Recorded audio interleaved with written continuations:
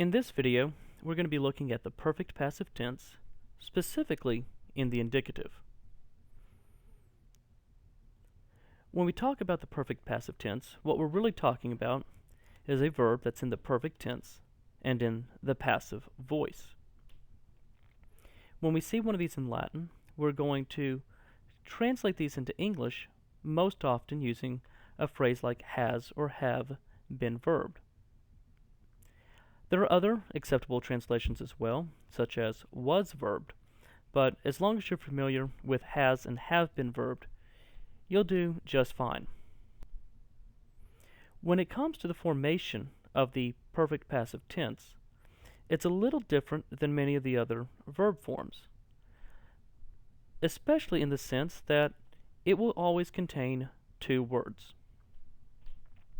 One of those words will be a perfect passive participle.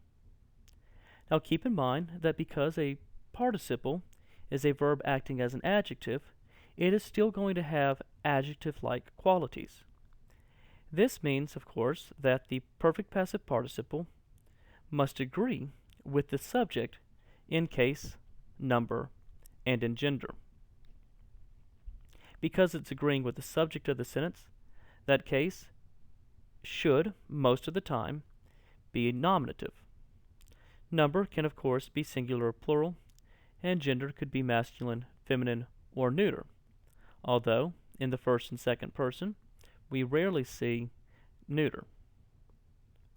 The second word that you're going to see is going to be a form of sum in the present tense.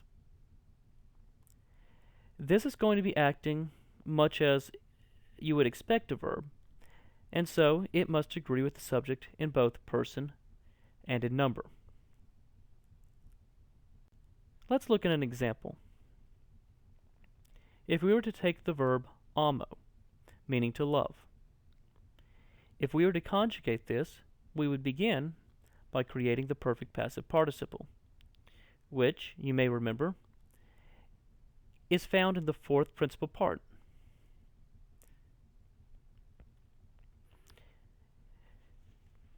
In the masculine, we would have a us ending, in the feminine, a, and in the neuter, um. This is specifically for the singular forms.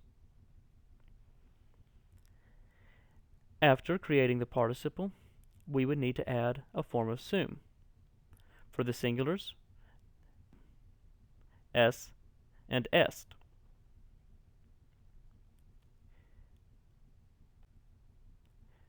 When creating the plural forms, the first thing that we must remember to do is to change the participle to match the subject once again in number.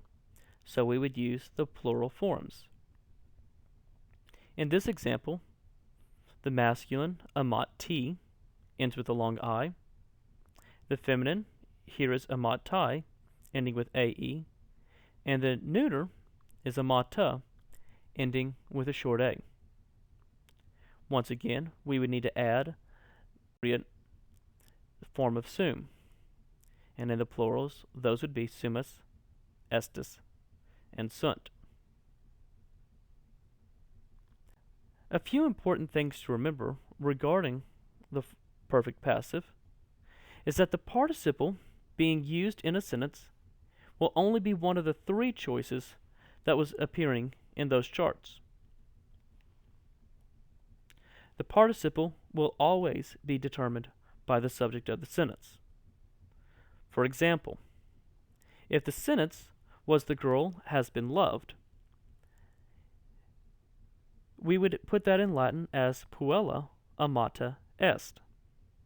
Notice that puella, because it is feminine, we use a feminine form of amata.